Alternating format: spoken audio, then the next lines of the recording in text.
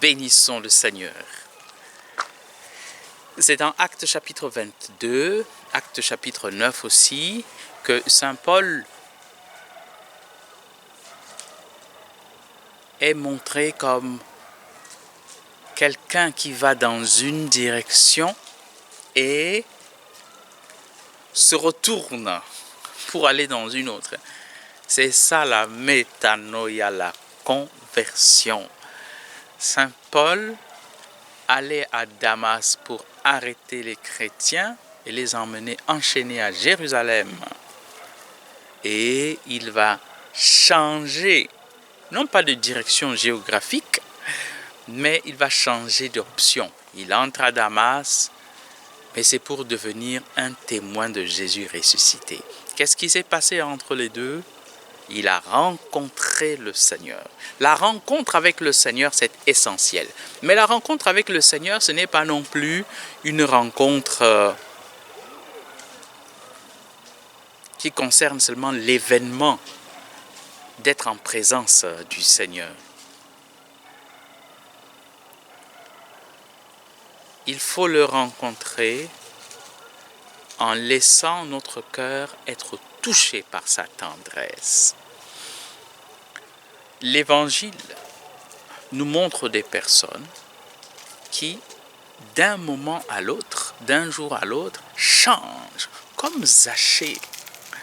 De truand, il devient généreux et juste.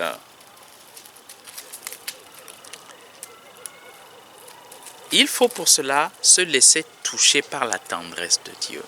Ce qui est arrivé à Zachée, c'est que il a été appelé de son arbre où il était monté et il est touché par la tendresse de Dieu.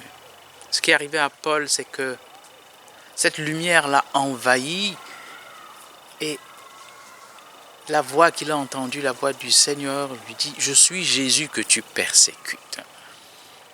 Alors, il est rattrapé par des épisodes comme le martyre d'Étienne, où il était la personne qui se portait garant des vêtements qui étaient posés à ses pieds par les personnes qui prenaient des pierres pour lapider Étienne.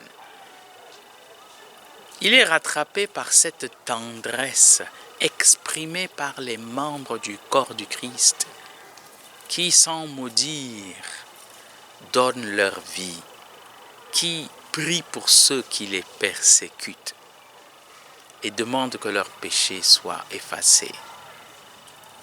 Il a rencontré le Seigneur. Avec puissance, le Seigneur l'a touché. Et il change d'option. Il deviendra un témoin privilégié.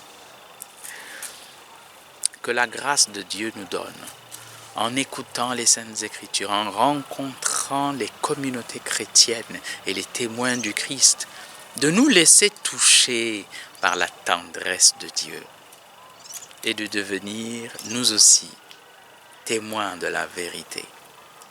Bénissons le Seigneur.